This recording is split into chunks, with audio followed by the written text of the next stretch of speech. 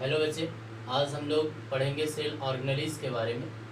और हम लोगों ने पिछले वीडियो में पढ़ा था कि सेल ऑर्गेनेलिज क्या होता है। अगर हम बात करते हैं सेल ऑर्गेनेलिज का, तो सेल ऑर्गेनेलिज एक तरह के छोटे से कंपोनेंट्स होते हैं जो कि साइटोप्लाज्म में फ्लोट करता है। मीन्स आई मीन टू से हम लोग बोल सकते हैं कि various components present inside the cytoplasm is called cell organelles. हम लोगों ने डील किया था, हम लोगों ने बातें की थी, बहुत तरह के अलग अलग तरह के सेल ऑर्गेनेलिज होते हैं, जिसमें सबसे पहले हम लोग पढ़ने वाले हैं एंडोप्लाज्मिक रेटिकुलम के बारे में। तो सबसे पहले देखेंगे कि ये एंडोप्लाज्मिक रेटिकुलम होता क्या है। अगर हम बात करते हैं एंडोप्लाज्मिक रेटिकुलम का, तो ये endoplasmic reticulum network of tubes होता है, यानी कि एक्सटेंसिव मेम्ब्रेन होता है, जो कि ये जो एंडोप्लाज्मिक रेटिकुलम है वैसे ये एंडोप्लाज्मिक रेटिकुलम 3 कंपोनेंट से बना हुआ होता है। और 3 कंपोनेंट्स की जस्ट मैंने यहाँ पे जिक्र किया है कि एक जो होता है ट्यूब्स इसको कहा जाता है, या इसी को ट्यूबुल्स कहते हैं, वेसाइकल्स होता है, और दूसरे का नाम है सिस्टर्नी। तो हमारा जो एंडोप्लाज्मिक रेटिकुलम, ये जो डायग्राम यहाँ पे दिख रहा है, ये 3 पार्ट से मिल करके बना हुआ होता है। एक पार्ट जो होता है, ये जो दिखाई पड़ रहा है इसका नाम है सिस्टर्नी, ये जो दिखाई पड़ रहा है इसका नाम है वेसाइकल्स, और ये जो यहाँ पे कॉनिकल शेप दिखाई पड़ रहा है इसका नाम है ट्यूबुल्स।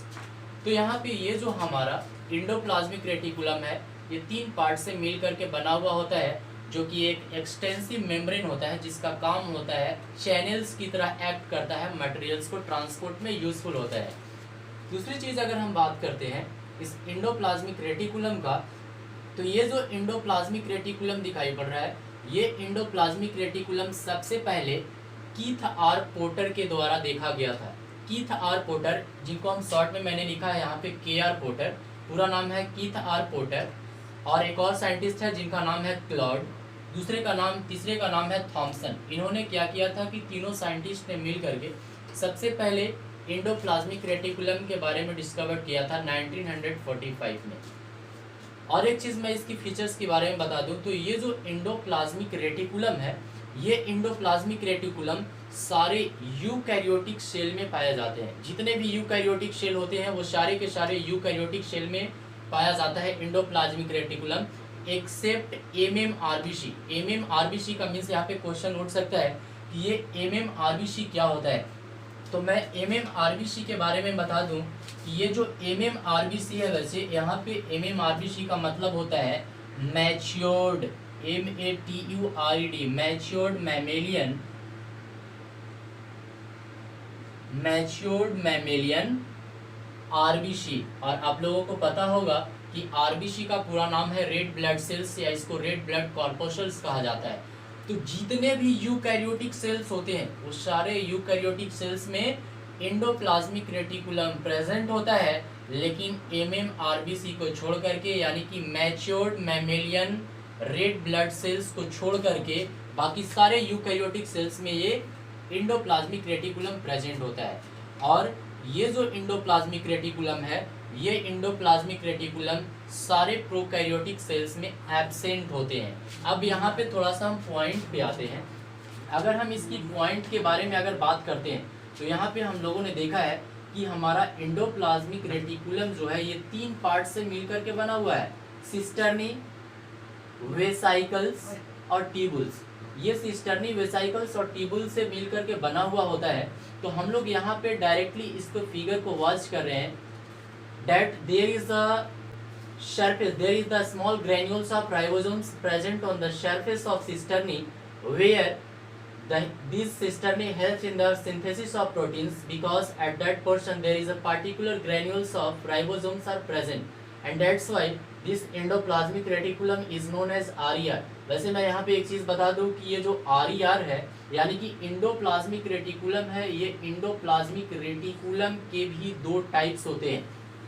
2 टाइप्स कहने का मतलब है कि सबसे फर्स्ट में हम लोगों ने देखा है कि जिस एंडोप्लाज्मिक रेटिकुलम के सरफेस पे राइबोसोम्स का ग्रेन्यूल्स पाया जाता है, यहाँ पे मैंने शो किया है, ये डॉट लाइक स्ट्रक्चर से ये राइबोसोम्स है। तो जिस एंडोप्लाज्मिक रेटिकुलम के सरफेस पे राइबोसोम्स का ग्रेन्यूल्स पाया जाता है, और राइबोसोम्स के ग्रेन्यूल्स प्रेजेंट होने के कारण इनका जो सरफेस होता है वह रफ होता है, और इसीलिए इस एंडोप्लाज्मिक रेटिकुलम का नाम RER पड़ जाता है। RER यानी कि rough endoplasmic reticulum. Rough endoplasmic reticulum को रफ इसलिए कहा जाता है क्योंकि इसके सरफेस पे ही राइबोसोम्स का ग्रेन्यूल्स पाया जाता है, जिसका एक बहुत ही इम्पॉर्टेंट फंक्शन होती है, जिसका फंक्शन होता है it helps in synthesis of proteins. Protein का ये सिंथेसिस करता है। दूसरी चीज़ अगर हम बात करते हैं तो यहाँ पे दिखाई पड़ रहा है एक और एंडोप्लाज्मिक का पार्ट्स है जिसका नाम है HER। इसका पूरा नाम है smooth endoplasmic reticulum. Smooth endoplasmic reticulum को स्मूथ इसलिए कहा जाता है क्योंकि इसके सरफेस पे RER यानी कि इसके सरफेस पे राइबोसोम्स का ग्रेन्यूल्स एब्सेंट होता है। जिस तरह से हम लोगों ने देखा है कि रफ एंडोप्लाज्मिक रेटिकुलम के सरफेस पे यानी कि राइबोसोम्स का ग्रेन्यूल्स यहाँ पे दिखाई पड़ रहा है, ठीक उसी प्रकार से ACR के सरफेस पे यहाँ पे राइबोसोम्स का ग्रेन्यूल्स एब्सेंट है। और ये राइबोसोम्स के ग्रेन्यूल्स एब्सेंट होने के कारण यहाँ पे इसका सरफेस काफ़ी स्मूथ होता है और इसीलिए इसका नाम पड़ जाता है ACR। इसको ACR कहते हैं। और सबकी ये ACR का फंक्शन होता है it helps in synthesis of lipids. ये लिपिड्स का सिंथेसिस करता है।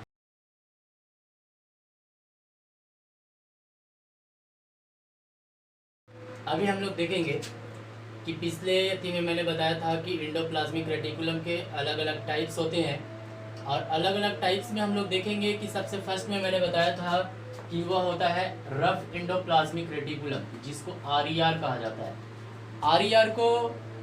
RER हम लोग इसलिए कहते हैं क्योंकि डायग्राम में मैंने दिखाया था कि RER के सरफेस पे यानी कि एंडोप्लाज्मिक रेटिकुलम के सरफेस पे यानी कि उसके सिस्टर्नी पे राइबोसोम्स का ग्रेन्यूल्स अटैच होता है।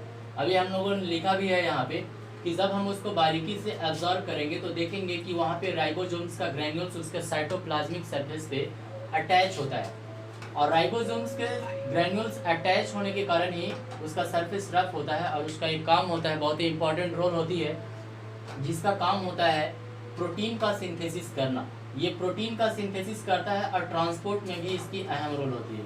दूसरी चीज़ हम लोग देखेंगे कि सेकंड जो इसका था वह था smooth endoplasmic reticulum. Smooth endoplasmic reticulum को स्मूथ इसलिए कहा जाता है क्योंकि इसके साइटोप्लाज्मिक सरफेस पे यानी कि एंडोप्लाज्मिक रेटिकुलम के साइटोप्लाज्मिक सरफेस पे राइबोसोम्स का कोई भी ग्रेन्यूल्स नहीं होता है और due to the absent of ribosomes granules the surface is काफ़ी स्मूथ होता है, काफ़ी उसके सरफेस डेफिसिएशन होते हैं और वहाँ पे क्या होता है कि ये जो होता है ये सिर्फ और सिर्फ ट्यूबल्स और वेसाइकल से बना हुआ होता है। तो ACR को हम स्मूथ कहते हैं क्योंकि सिंपली उसमें जानेंगे कि इसके सरफेस पे साइटोप्लाज्मिक सरफेस पे राइबोसोम्स का ग्रेन्यूल्स एब्सेंट होता है। अब हम देखेंगे कि क्या एंडोप्लाज्मिक रेटिकुलम की क्या फंक्शन होती है। अगर हम बात करते हैं तो एंडोप्लाज्मिक रेटिकुलम जो है ये फ्रेमवर्क प्रोवाइड करता है यानी कि सेल के साइज को मेंटेन करने का काम करता है। दूसरी इसकी रोल होती है कि it helps in synthesis of protein. Protein के फॉर्मेशन में भी इसकी अहम रोल होती है। दूसरा चीज़ यहाँ पे देखेंगे the ACR brings about detoxification in the liver, that is it converts harmful materials into harmless substances for excretion। वैसे यहाँ पे एक टर्म्स आएगा डेटॉक्सिफिकेशन।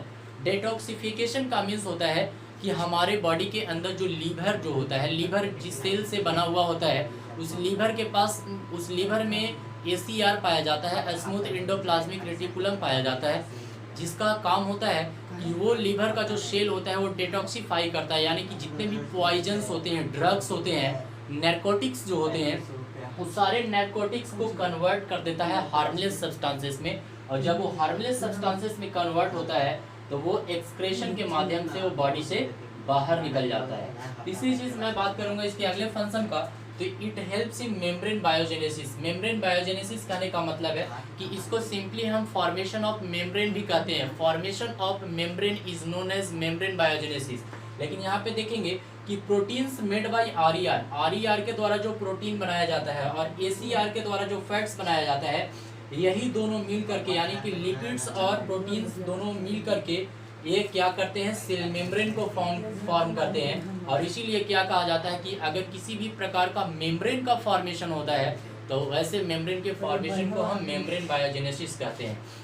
सेकंड चीज है it helps in exchange of materials between the cytoplasm and nucleus. ये क्या करता है कि साइटोप्लाज्म और न्यूक्लियस में मटेरियल्स को आदान प्रदान में भी इसकी अहम रोल होती है। और इसमें क्या होता है, एक चीज कि इसमें एक और हम लोग नए टर्म्स के बारे में देखेंगे जिसको बोलते हैं glycosylation.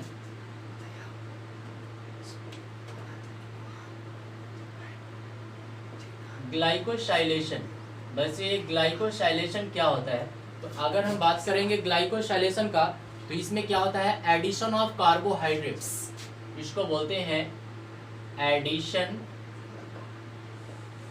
Of carbohydrates in proteins.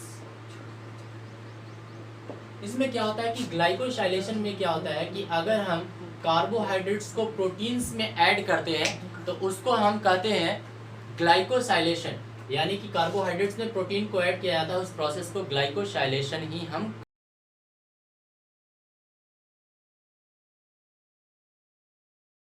Now we will read about the ribosomes. हम लोग अगले सेल ऑर्गेनेल्स के बारे में पढ़ेंगे, इसका नाम है राइबोसोम्स। अगर हम बात करते हैं राइबोसोम्स का, तो राइबोसोम्स एक ऐसा सेल ऑर्गेनेलिज होता है दैट इज मेम्ब्रेनलेस, जिसमें किसी भी प्रकार का कोई मेम्ब्रेन नहीं होता है, इसमें कोई मेम्ब्रेन बॉन्डेड स्ट्रक्चर नहीं होते हैं। अगर हम बात करते हैं तो ये डेंस स्फेरिकल ग्रैन्युल्स पार्टिकल्स होता है जिसकी डायमीटर 150 to 250 एंगस्ट्रॉम होता है, क्योंकि हमने पिछले क्लासेस में भी बताया था कि अगर सेल के बड़े साइज को डिटरमाइन करने के लिए हम लोग एंगस्ट्रॉम का इस्तेमाल करते हैं, and angstrom is the larger units. दूसरी चीज़ हम अगर बात करेंगे तो राइबोसोम्स सबसे पहले डिस्कवर किया गया था जॉर्ज पैलेट के द्वारा इन 1955 में जॉर्ज पैलेट के द्वारा राइबोसोम्स का डिस्कवर किया गया था। इसीलिए हम इस राइबोसोम्स को पैलेट पार्टिकल्स के भी नाम से जानते हैं, इनको पैलेट पार्टिकल्स के भी नाम से जाना जाता है। ये राइबोसोम्स जो है ये दोनों तरह के शेल में पाए जाते हैं, प्रोकैरियोटिक शेल में भी पाया जाता है और यूकैरियोटिक शेल में भी पाए जाते हैं। ऑन द बेसिस अगर हम इसके साइज और सेडिमेंटेशन कॉफिशिएंट की अगर हम बात करते हैं तो साइज और सेडिमेंटेशन कॉफिशिएंट के आधार पे राइबोसोम्स के दो टाइप्स होते हैं। कौन कौन से दो टाइप्स होते हैं, तो वैसे यहाँ पे देखेंगे सबसे फर्स्ट जो है वह है 70S ribosomes. 70S ribosomes, 70S ribosomes क्या होता है, तो ये जो राइबोसोम्स होता है ये प्रोकैरियोटिक सेल में पाया जाता है। किस में पाया जाता है, प्रोकैरियोटिक सेल में, और पाया जाता है माइटोकॉन्ड्रिया और प्लास्टिड के यूकैरियोटिक सेल में भी पाया जाता है। तो मोस्टली हम लोगों को इस पे फोकस करना है कि 70S राइबोसोम्स जो होता है ये ज़्यादातर प्रोकैरियोटिक सेल में ही पाए जाते हैं। जो सेकेंड है वह है 80S राइबोसोम्स। तो 80S राइबोसोम्स की क्या बात करते हैं, तो ये थोड़ा सा स्टैंडर्डाइज वे होता है। अगर हम 80S राइबोसोम्स की बात करते हैं तो 80S राइबोसोम्स जो होता है ये ज़्यादातर यूकैरियोटिक सेल में पाया जाता है। क्या इसके सब यूनिट्स होते हैं, तो 80S का सब यूनिट होता है, और इसका लार्ज जो मॉलिक्यूल्स होता है वो 60S और 40S का होता है। यानी कि 70S राइबोसोम्स पाए जाते हैं प्रोकैरियोटिक में, और यूकैरियोटिक सेल में पाए जाते हैं 80S। ये यहाँ पे मैंने इंडिकेट किया इसका स्ट्रक्चर कि ये जो दिखाई पड़ रहा स्ट्रक्चर, एक साइड में प्रोकैरियोटिक है दूसरे साइड में यूकैरियोटिक। प्रोकैरियोटिक में क्या होता है, राइबोसोम्स का सब यूनिट्स 50 और 30 का सब यूनिट्स होता है। लेकिन अगर हम यूकैरियोटिक में बात करते हैं तो यूकैरियोटिक में राइबोसोम्स का जो यूनिट्स होता है वो 60/40 का होता है, 60 और 40 का सब यूनिट्स होता है। तो ये इतने सारे हैं राइबोसोम्स का कैरेक्टरिस्टिक्स फीचर्स और इसके टाइप्स। अब हम बात करते हैं इसके फंक्शन का। तो अगर हम राइबोसोम्स की फंक्शन की बात करते हैं तो राइबोसोम्स का एक ही फंक्शन होता है, it helps in synthesis of protein. ये प्रोटीन का सिंथेसिस करता है और इसीलिए हम इसको कहते हैं फैक्ट्री ऑफ राइबोसोम्स। इसको फैक्ट्री ऑफ राइबोसोम्स भी कहा जाता है।